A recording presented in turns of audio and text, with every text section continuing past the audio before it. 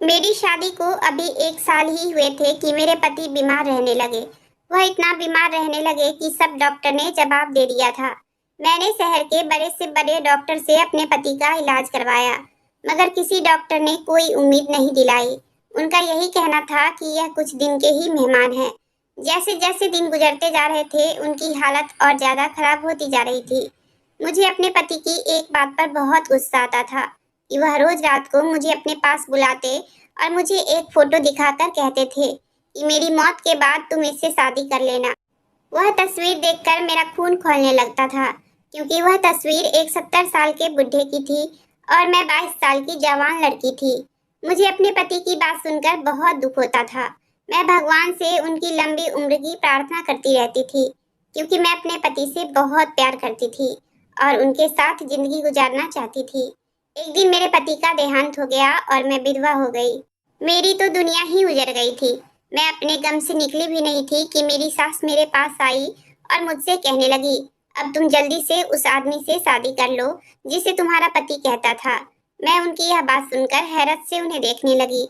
मैं दूसरी शादी नहीं करना चाहती थी, लेकिन मजबूरन मुझे उस आदमी से शादी करनी पड़ी। शादी की रात जब मेरा दूल्हा मेरे कमरे में आया तो उसे देखकर मेरी चीख निकल गई, क्योंकि वह तो मेरा नाम अविका है। मैं इंदौर की रहने वाली हूँ।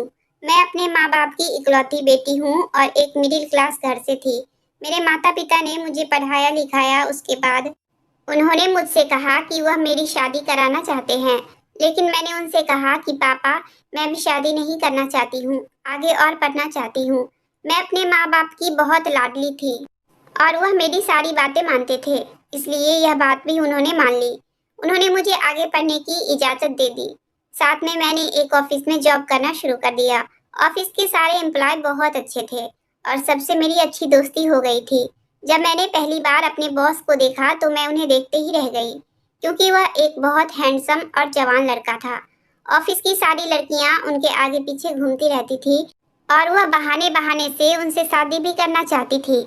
मुझे भी वह बहुत अच्छे लगते थे, लेकिन मैंने कभी कोई ऐसी हरकत नहीं की थी जिससे कोई मेरे चरित्र पर उंगली उठा सके, क्योंकि मेरे माँ बाप ने मुझ पर भरोसा करके मुझे जॉब करने की इजाज़त दी थी और मैं उनका भरोसा किसी भी हाल में तोड़ना नहीं चाहती थी। मैं कोई भी ऐसा काम नहीं करना चाहती थी जिससे मेरे माँ बाप की इज्जत पर कोई आँच आ जाए। मैं सोचती थी कि अगर भगवान ने मेरी किस्मत में इस लड़के को लिखा है तो वह खुद ही इसके दिल में मेरे लिए मोहब्बत डाल देगा, क्योंकि जोड़ी तो आसमान से बनकर आती है। उसका नाम अक्षत था। उससे मेरी ज्यादा बातचीत नहीं होती थी, बस काम के बारे में ही होती थी। जब भी वह मुझसे या किसी लड़की से बात करते थे, हमेशा नजरें झुकाकर ही बात करते थे। वह औरतों और लड़कियों की बहुत इज्जत करते थे। मैं भी यही चाहती थी कि मेरा पति एक शरीफ इंसान हो, जो औरतों की इज्जत करना जानता हो। एक दिन अक्षत ने मुझसे कहा कि मैं आपको बहुत पसंद करता हूँ, क्या आप मुझसे शादी करोगी? मैं तो पहले से ही उसको पसंद करती थी और उससे शादी भी करना चाहती थी। मेरे दिल ने कहा कि मैं उसे हाँ कर दूं, लेकिन मैंने उससे कहा, मैं अपने माता पिता की मर्जी के बगैर आपसे शादी नहीं कर सकती। अगर वह इस रिश्ते से राजी होंगे तो मुझे कोई ऐतराज नहीं है। उसने कहा, ठीक है, तुम अपने माता पिता से पूछ लेना, वह कहेंगे तभी हम शादी करेंगे, वरना नहीं। मैं अपने माता पिता को सारी बात बताई और अक्षत के बारे में बताया कि वह एक अच्छा इंसान है, तो वह झटके से राजी हो गए। मैंने अक्षत को बताया कि मेरे माता पिता हमारी शादी के लिए राजी हैं। मेरी बात सुनकर वह बहुत खुश हुआ, लेकिन मुझे यह सुनकर बहुत हैरत हुई कि उसके पापा हमारी शादी के लिए नहीं मान रहे हैं। वह अक्सर अपने मम्मी पापा के बारे में मुझे बताता था। मुझे लगता था कि वह मान जाएंगे, लेकिन उन्होंने शायद उसके लिए कोई और लड़की देख रखी थी जिससे वह उसकी शादी करवाना चाहते थे। वह अपने मम्मी पापा से बहुत प्यार करता था और उनकी मर्जी के बगैर मुझसे शादी नहीं कर सकता था। इसलिए उसने मुझसे कहा कि जब तक उसके माता पिता नहीं मान जाते, मुझे इंतजार करना होगा। मैंने कहा, ठीक है, तुम अपने मम्मी पापा को मना लो, मैं तुम्हारा जिंदगी भर इंतजार करने के लिए तैयार हूँ। उसने अपने मम्मी पापा को हर तरीके से मनाने की कोशिश की। आखिर में उसने ये भी कह दिया कि अगर उसकी शादी मुझसे नहीं हुई तो वह किसी और से भी शादी नहीं करेगा। आखिरकार उसके मम्मी पापा को भी उसकी जिद के आगे झुकना पड़ा और वह हमारी शादी के लिए मान गए। वह लोग हमारे घर रिश्ता लेकर आए। अक्षत की माँ मुझे देखकर खुश हुई और कहने लगी कि मेरे बेटे की पसंद तो बहुत अच्छी है। उनकी माँ की बात सुनकर मेरे दिल को तसल्ली हुई कि चलो मैं उनको पसंद तो आ गई। मैं सोच रही थी कि कहीं उन्होंने मुझे देखने के बाद मना कर दिया तो क्या होगा। कुछ दिनों बाद मेरी और अक्षत की शादी हो गई और मैं अपनी ससुराल आ गई। शादी की रात अक्षत जब मेरे कमरे में आए तो मुझे देखकर बहुत ज़्यादा मेरी तारीफ करने लगे और कहने लगे कि आखिर मोहब्बत की जीत हुई और आज हम दोनों एक हो ही गए। अविका, मैं तुमसे बहुत ज़्यादा मोहब्बत करता हूँ। फिर उसने अपनी जेब से निकालकर एक बॉक्स मेरे आगे किया। मैंने उसे खोलकर देखा तो उसमें बहुत ही खूबसूरत डायमंड सेट था। मैंने अक्षत से कहा कि यह तो बहुत खूबसूरत है, तो उसने कहा खूबसूरत तो बहुत है, लेकिन तुमसे ज्यादा नहीं है। उनकी यह बात सुनकर मैंने मुस्कुरा दिया। उन्होंने मुझसे कहा कि तुम मेरे मम्मी पापा का बहुत ख्याल रखना, उन्हें बिल्कुल अपने माँ बाप की तरह समझना। अगर वह तुम्हें कुछ कह भी दे तो उन्हें जवाब मत देना। मैंने बड़ी मुश्किल से उन्हें हमारी शादी के लिए राजी किया है। मैं नहीं चाहता हूँ कि वह तुमसे किसी बात को लेकर नाराज हो। मैंने कहा तुम फिक्र मत करो, मैं उनका ख्याल रखूंगी। शादी के कुछ दिन बाद ही हम अपने हनीमून पर चले गए। मेरे पति मुझ पर दिल खोलकर खर्च करते थे, मुझे रोज महंगे महंगे गिफ्ट लाकर देते थे। हनीमून से आने के बाद मैंने अपनी सास से कहा कि मैं घर की सारी जिम्मेदारी संभाल लूंगी, आप फिक्र ना करें। लेकिन उन्होंने मना कर दिया। कहने लगी घर के सारे काम नौकर करते हैं और मैं खाना बना लिया करती हूँ। मैंने उनकी बात सुनकर सर हिला दिया। मैं घर में सारा सारा दिन फ्री रहती थी, इसलिए अक्षत ने मुझसे कहा कि मैं फिर से ऑफिस ज्वाइन कर लूँ, इससे मेरा दिल भी लगा रहेगा। मैंने अगले दिन से ही ऑफिस ज्वाइन कर लिया। अब मैं और मेरे पति साथ में ऑफिस जाते थे और साथ में ही वापस आते थे। हम लोग खाना भी साथ में खाते थे। अक्षत मुझे अक्सर घुमाने लेकर जाते और शॉपिंग पर भी ले जाया करते थे। कभी कभी मुझे लगता था कि मेरे ससुराल वाले मुझसे खुश नहीं हैं। जब मैं यह बात अक्षत से कहती तो वह मुझसे कहते कि ऐसी कोई बात नहीं है और जब मैं तुम्हारे साथ हूँ तो तुम्हें किसी बात की फिक्र करने की जरूरत नहीं है। मेरी एक ननद थी, जब भी मैं उससे बात करने की कोशिश करती या अपने साथ बाहर कहीं ले जाने को कहती तो मेरी सास फौरन मना कर दिया करती और कहती कि तुम अपने पति के साथ जाना, अभी तुम्हारी नई नई शादी हुई है, अपने पति के साथ ही घूमो फिरो। मुझे उनकी यह बात बहुत अजीब लगती थी, लेकिन मैंने उनकी इस बात पर ज्यादा तवज्जो नहीं दी क्योंकि मैं अपने पति के साथ बहुत खुश थी। लेकिन भगवान ने मेरे नसीब में बहुत कम खुशियां लिखी थी। एक दिन अचानक से मेरे पति की हालत बहुत खराब हो गई तो मेरे ससुर उनको हॉस्पिटल लेकर चले गए। मैं समझ नहीं पा रही थी कि अचानक उन्हें क्या हो गया है। जब वो घर वापस आए तो मैंने उनसे पूछा कि डॉक्टर ने क्या बताया, तो उन्होंने मुझसे कहा कि टेस्ट करवाया है, रिपोर्ट कल आएगी तो पता चलेगा। अगले दिन मैंने उनसे पूछा रिपोर्ट में क्या आया है, तो उन्होंने मुझसे कहा कि कल रिपोर्ट लेकर आएंगे। अब अक्सर ही मेरे पति की अचानक तबीयत खराब हो जाती थी और मेरे ससुर ही उन्हें हॉस्पिटल लेकर जाते थे। मैं अपने ससुर से कहती कि मैं भी साथ चलती हूँ तो वह मुझे मना कर देते थे। जब भी मैं अपने पति से उनकी रिपोर्ट के बारे में पूछती तो कुछ न कुछ बहाना बना दिया करते थे। अब मेरे पति की तबीयत खराब रहने लगी थी। जब मैं उनसे पूछती कि आपको क्या बीमारी हुई है तो वो मुझे कुछ नहीं बताते क्योंकि मैं परेशान ना हो जाऊं। अब उन्हें अपनी जिंदगी पर भरोसा नहीं रहा था। एक रात उन्होंने मुझे अपने पास बुलाया और मुझसे कहने लगे मेरी मौत का अब कोई भरोसा नहीं है, मेरे मरने के बाद तुम दूसरी शादी कर लेना। मैंने उनसे कहा कि आप क्या कह रहे हो, आप भगवान पर भरोसा रखो, आपको कुछ नहीं होगा। अब वो मुझसे रोज वही बात कहते थे। उन्होंने मुझे अपनी जेब से एक फोटो निकाल कर दिखाई और कहने लगे कि मेरे मरने के बाद तुम इस आदमी से शादी कर लेना। वह फोटो देखकर मेरी रूह कांप गई क्योंकि वह एक 70 साल का बुढ़ा था और मैं 22 साल की जवान लड़की। मेरी और उसकी शादी तो मुमकिन ही नहीं थी। मुझे अपने पति की यह बात सुनकर बहुत ज्यादा दुख होता था। मैं प्रार्थना करती कि भगवान मेरे पति को जल्दी से ठीक कर दें, लेकिन भगवान ने मेरी प्रार्थना नहीं सुनी और एक दिन वही हुआ जिसका मुझे डर था। आज मेरी तबीयत ठीक नहीं थी तो मैं ऑफिस नहीं गई। उस दिन मेरे पति की तबीयत कुछ बेहतर लग रही थी तो उन्होंने कहा कि आज मैं ऑफिस चला जाता हूँ और घर से बाहर निकलूंगा तो थोड़ा मेरा दिल भी बहल जाएगा। मैंने उनको बहुत मना किया लेकिन फिर भी वो ऑफिस चले गए। उनके जाने के 2 घंटे बाद ही मुझे फोन आया कि मेरे पति की तबीयत बहुत ज़्यादा खराब है और वह हॉस्पिटल में है। ये सुनते ही जिस हाल में मैं बैठी थी वैसे ही हॉस्पिटल की तरफ भाग गई। जब मैं हॉस्पिटल में गई तो मैंने देखा मेरे पति आखिरी सांस ले रहे थे। अपने आखिरी समय में भी उन्होंने मुझसे यही कहा कि मेरे मरने के बाद तुम उस आदमी से शादी कर लेना, तुम्हें मेरी मोहब्बत की कसम है। यह कहने के बाद ही उन्होंने दम तोड़ दिया। मैं तो जैसे वही बैठे बैठे पत्थर की बन गई थी। मैंने अपना सुध बुध गवा दिया था। मुझे अपने जवान पति की मौत पर यकीन ही नहीं आ रहा था। मेरा दिल यह बात कबूल करने को तैयार ही नहीं था कि वह मुझे छोड़कर जा चुके हैं। अब हर समय मैं अपने कमरे में गुमसुम पड़ी रहती थी और उन्हें याद करती रहती थी। शादी करने का मेरा कोई इरादा नहीं था, बल्कि मुझे तो अपना खुद का भी होश नहीं था। तो दूसरी शादी मैं कहाँ से करती? मेरे पति की मौत को अभी कुछ ही दिन हुए थे। मेरी सास मेरे पास आई और मुझसे कहने लगी, अपनी दूसरी शादी की तैयारी कर लो। उनकी यह बात सुनकर मैंने उनको हैरत से देखा और कहा कि मैं कोई दूसरी शादी नहीं करूंगी।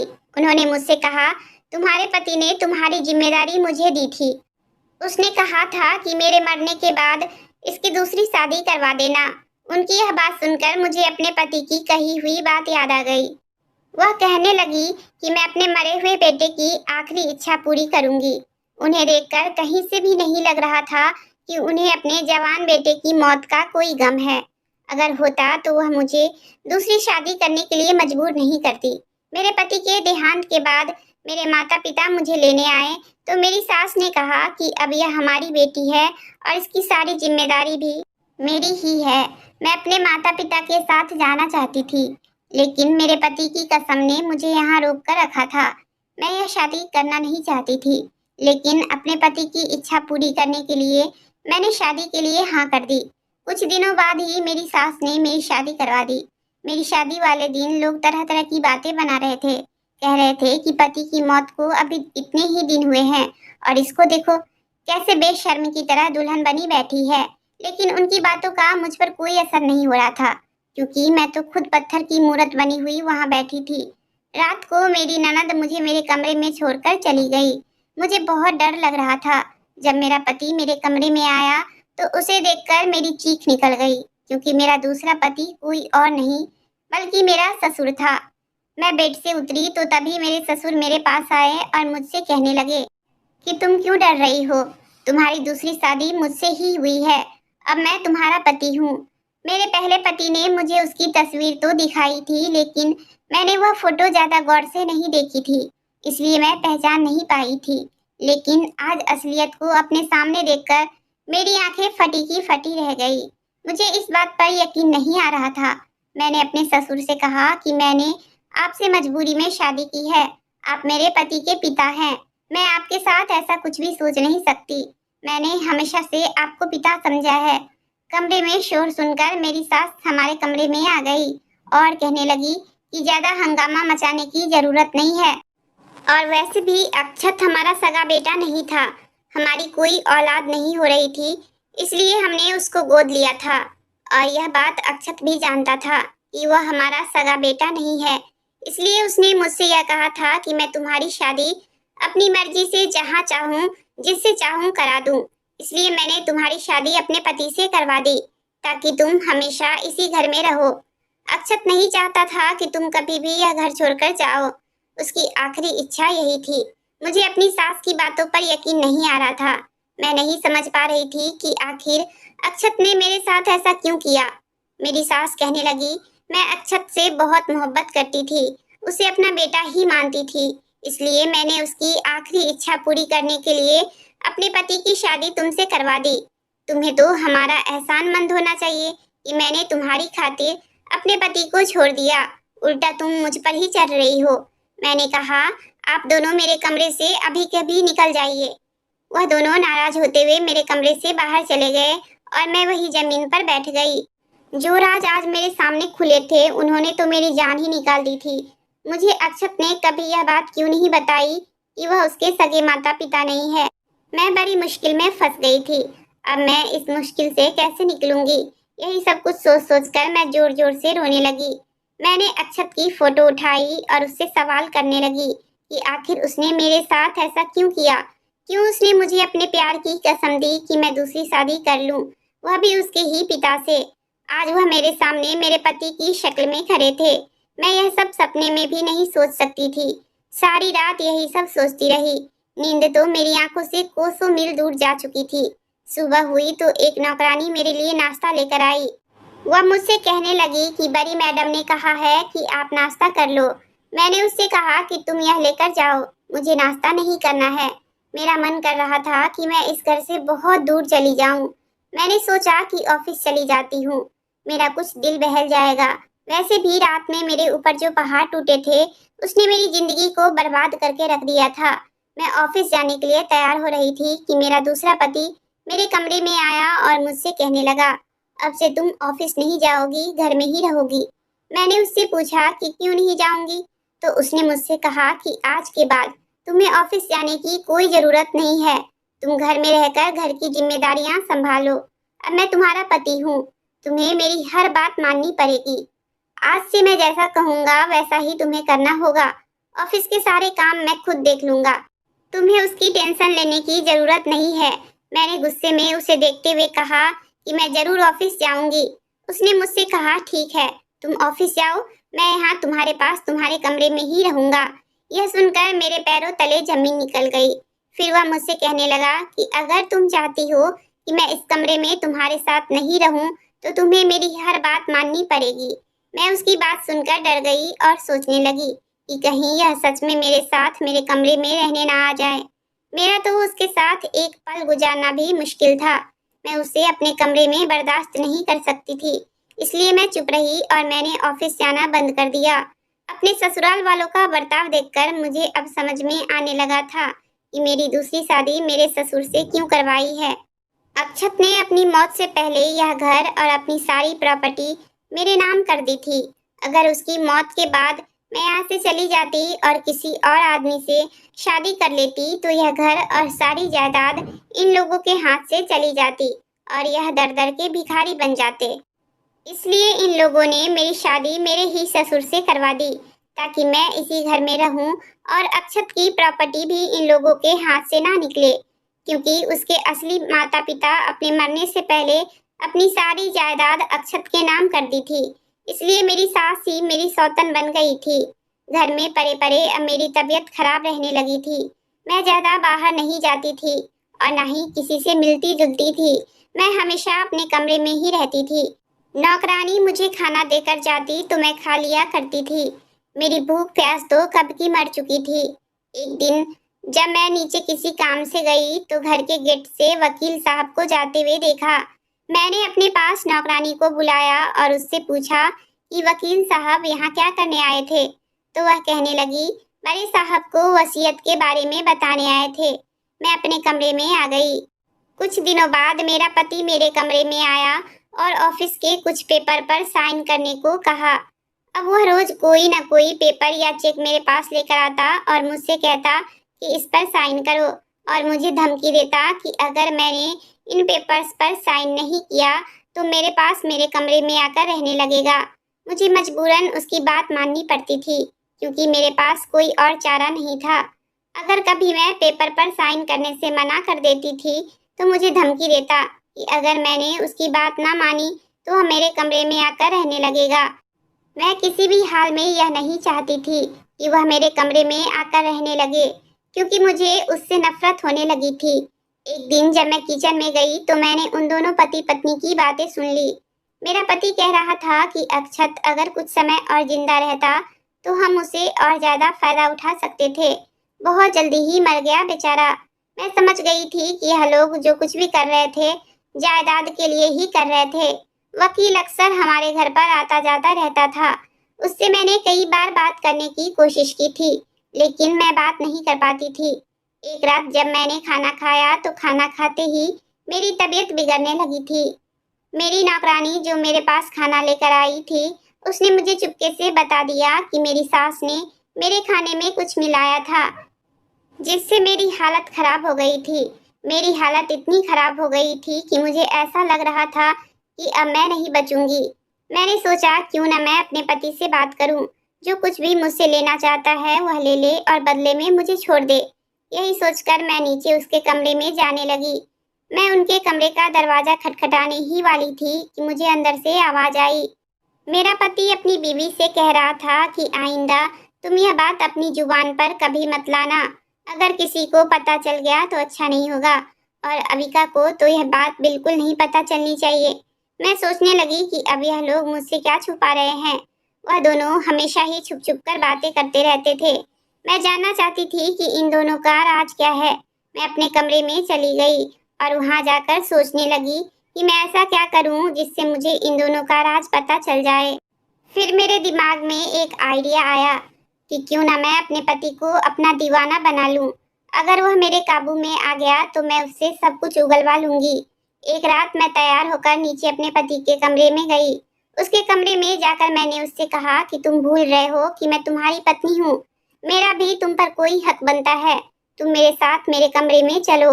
मेरी यह बात सुनकर तो मेरी सास के चेहरे का रंग ही उड़ गया। मैंने अपने पति का हाथ पकड़कर उसे बेड से उठाया और कहने लगी कि इस बुरी औरत को छोड़ो, अब तुम मेरे साथ रहना। यह सुनकर मेरा पति भी खुश हो गया, क्योंकि वह 70 साल का बुढ़ा था और मैं एक जवान और खूबसूरत लड़की। भला ऐसा मौका कौन छोड़ सकता था। वह खुशी खुशी उठकर मेरे साथ मेरे कमरे में आ गया। मैं उसे अपने कमरे में लाकर बोली कि तुम अपनी पहली बीवी को इस घर से निकाल दो, तभी मैं हमेशा के लिए तुम्हारे साथ रहने को तैयार हूँ, वरना मैं तुम्हें छोड़कर चली जाऊंगी। उसने कहा तुम फिक्र मत करो, मैं उस बुड्ढी को इस घर से निकाल दूंगा। मैं तुम्हारे साथ रहने के लिए कुछ भी कर सकता हूँ। अब मैं रोज तैयार होकर उसके सामने जाती, उसका ध्यान रखती और अपने हाथ से उसे खाना देती थी। कुछ ही दिनों में वह मेरा दीवाना बन गया था। अब वह मेरी खातिर कुछ भी करने को तैयार था। यह सब देखकर उसकी बीवी का बस नहीं चल रहा था कि वह मुझे घर से निकाल दे, लेकिन वह कुछ नहीं कर सकती थी, क्योंकि अब तो उसका पति मेरा दीवाना हो गया था। वह उसकी तरफ देखता भी नहीं था। वह जब भी बाहर से घर में आता तो सीधा मेरे पास ही आता था। एक दिन मैंने अपने पति से कहा कि मैं इस शहर में नहीं रहना चाहती हूँ। यहाँ पर मुझे अक्षत की बहुत याद सताती है। हम कहीं और चलकर रहते हैं, जहाँ सिर्फ मैं और आप हो और उसके अलावा और कोई ना हो। यह सुनकर वह बहुत खुश हुआ, कहने लगा कि ठीक है, जैसा तुम कहो। मैं चाहती थी कि मेरी यह बात सुनकर उसकी पत्नी जल भुन जाए। एक दिन मेरी सास खूब जोर जोर से अपने पति के ऊपर चीखने लगी और कहने लगी कि तुम अभी अविका को तलाक दो। मेरे पति ने कहा धीरे से बोलो, कोई सुन लेगा। हम मंजिल के इतने करीब आकर पीछे नहीं जा सकते, और यह सारा प्लान तो तुम्हारा ही था। अब तुम मुझसे ऐसे पीछे हटने को कैसे कह सकती हो। उसकी पत्नी ने कहा मैं कुछ नहीं सुनना चाहती हूँ, मुझे कुछ नहीं चाहिए, बस तुम उस लड़की को तलाक दे दो। अगर तुमने उसे तलाक नहीं दिया तो मैं उसे सब कुछ बता दूंगी, फिर तुम जानते हो क्या होगा। मेरे पति ने कहा कि ठीक है, मैं उसे छोड़ दूंगा, लेकिन तुम अपनी जुबान बंद रखो। अब उनका खेला हुआ खेल उन पर ही उल्टा पड़ गया था। वह लोग अपने जाल में खुद ही फंस गए थे, लेकिन मैं परेशान भी थी। उसने अपनी बीबी की धमकी में आकर अगर मुझे छोड़ दिया तो मुझे उन लोगों का राज कभी भी पता नहीं चल सकेगा, और मैं हर सूरत में उनका राज जानना चाहती थी। अभी तक मुझे कुछ भी पता नहीं चल सका था। मैंने सोचा कि अब मुझे कुछ और ही करना पड़ेगा, जिससे मैं यह राज जान सकूंगी। रात को जब मेरा पति मेरे कमरे में आया तो मैंने उसे दूध में नशीली दवाई मिलाकर दे दी, ताकि वह नशे में सब कुछ बोल सके, और ऐसा ही हुआ। कुछ देर बाद वह पूरे तरीके से नशे में था। मैंने उससे कहा कि मैं यह घर और सारी प्रॉपर्टी तुम्हारे नाम कर दूंगी और हमेशा तुम्हारे साथ ही रहूंगी। तुम मुझे सब कुछ सच सच बता दो। वह अपने होश में नहीं था, इसलिए उसने मुझे सब कुछ सच सच बताना शुरू कर दिया। कहने लगा कि अक्षत मेरे दोस्त का बेटा था। मेरा दोस्त बहुत अमीर था, उसके पास किसी चीज की कोई कमी नहीं थी और मेरे पास कुछ भी नहीं था। मुझे यह देखकर अपने दोस्त से बहुत जलन होती थी। जब अक्षत 4 साल का था तो मैंने अपने दोस्त और उसकी पत्नी का एक्सीडेंट करवा दिया, क्योंकि मैं जानता था कि अक्षत के माता पिता के बाद उसकी जिम्मेदारी हमें ही मिलेगी। और ऐसा ही हुआ। उसके माता पिता के देहांत के बाद हम लोग उसकी परवरिश के लिए इस घर में आ गए, लेकिन हमारे नाम कुछ भी नहीं था। हम सिर्फ अक्षत की और उसकी जायदाद की देखभाल कर सकते थे जब तक अक्षत 18 साल का हो जाए। उसके बाद सब कुछ उसके नाम पर हो जाता, और अगर इस बीच उसको कुछ हो जाता तो सारी जायदाद ट्रस्ट में चली जाती। अब हमारे पास कोई चारा नहीं था। जब वह बड़ा हो गया तो उसने सारा कारोबार अपने हाथ में ले लिया और उसने इस बिजनेस को आसमान पर पहुंचा दिया।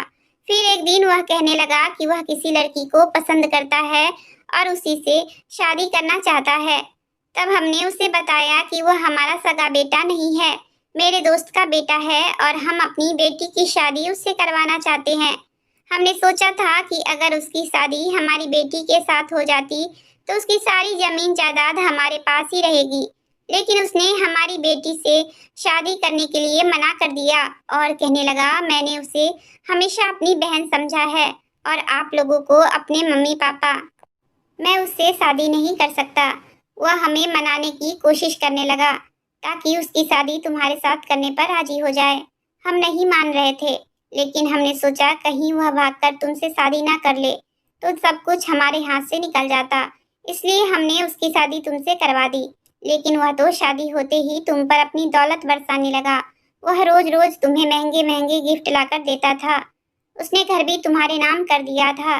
जब भी कोई प्रॉपर्टी लेता तो तुम्हारे नाम पर ही लेता था। हमें बहुत गुस्सा आता था, लेकिन हम कुछ नहीं कर सकते थे। फिर हमने सोचा कि क्यों ना हम अक्षत को जान से मार दें, लेकिन हम उसको ऐसे नहीं मार सकते थे, इसलिए हमने उसके खाने में थोड़ा थोड़ा जहर मिलाना शुरू कर दिया। जब भी वह खाना खाता तो उसकी तबीयत खराब हो जाती थी। धीरे धीरे जहर उसके पेट में जा रहा था। इसी वजह से मैं उसे अकेले ही डॉक्टर के पास लेकर जाता था। डॉक्टर की रिपोर्ट में सब कुछ साफ साफ आ गया था, लेकिन मैं डॉक्टर को पैसे देकर वह रिपोर्ट बदलवा दिया था और अक्षत को बताया कि उसे ब्लड कैंसर है। यह सुनकर उसने हमसे कहा यह बात हम तुम्हें नहीं बताएंगे क्योंकि तुम्हें बहुत अफसोस होगा, और हमने ऐसा ही किया। उसके बाद मेरी पत्नी ने धीरे धीरे उसे अपनी बातों में लेना शुरू किया कि तुम्हारे मरने के बाद अविका की शादी मैं अपने पति से करवा दूंगी। पहले तो उसने मना कर दिया। मेरी पत्नी ने उससे कहा कि अगर अविका की शादी कहीं और होती है तो पता नहीं वह लोग कैसे होंगे, उसका ख्याल रखेंगे भी या नहीं। अगर तुम उसकी शादी के लिए मान जाते हो तो वह इस घर में ही रहेगी और हम उसका बहुत ख्याल रखेंगे। लेकिन वह मानने को तैयार नहीं था। मेरी पत्नी ने उसके ऊपर इतना जोर डाला कि वह आखिर में मान गया। वह अपने घर जमीन जायदाद तो तुम्हारे नाम कर चुका था और अपना बिजनेस भी तुम्हारे नाम कर दिया ताकि उसके मरने के बाद तुम्हें कोई परेशानी ना हो। मैंने उससे बहुत रोकने की कोशिश की, लेकिन वह नहीं माना। उसके बाद हमें वह करना पड़ा जो हम कुछ दिन बाद करने वाले थे। उनकी यह बात सुनकर तो मेरे रोंगटे खड़े हो गए और मैंने उनसे पूछा कि तुमने मेरे अक्षत के साथ क्या किया। उसने बताया कि हमने उसके खाने में ज्यादा जहर मिला दिया जिससे वह उसी दिन मर गया, और उसके मरने के बाद मेरी पत्नी ने तुम्हारी शादी मेरे साथ करवा दी ताकि हम तुमसे सब जमीन जायदाद और बिजनेस छीन सके। अब हम तुम्हारे खाने में भी जहर मिलाने लगे, तुम्हारे मरने के बाद यह सब कुछ हमारा हो जाए। लेकिन मैं तुम्हें मरने नहीं दूंगा। मैं उस बुढ़ी औरत को इस घर से निकाल दूंगा। मैं उसकी सारी बातें रिकॉर्ड कर ली थी। अगले दिन मैंने पुलिस से उनकी रिपोर्ट करवाई। पुलिस हमारे घर आई और उन दोनों पति पत्नी को गिरफ्तार कर ले गई। अदालत में उन दोनों की पेशी हुई। मैंने सारे सबूत दिखा दिए। सारा सबूत देखते हुए जज साहब ने उन दोनों को उम्र कैद की सजा सुना दी। अब वह दोनों पति पत्नी अपनी बाकी की बची जिंदगी जेल में ही गुजारेंगे। मैंने अक्षत के नाम से एक अस्पताल खुलवाया।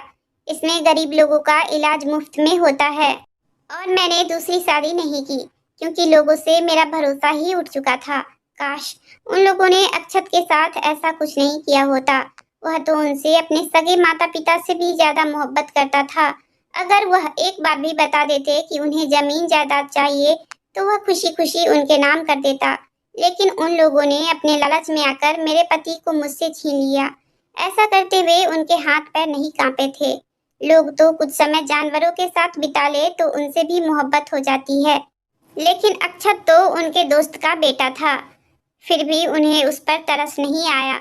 उन लोगों के लिए हमेशा मेरे दिल से बद्दुआ ही निकलती है कि इन्होंने जवानी में ही मेरे पति को मुझसे छीन लिया।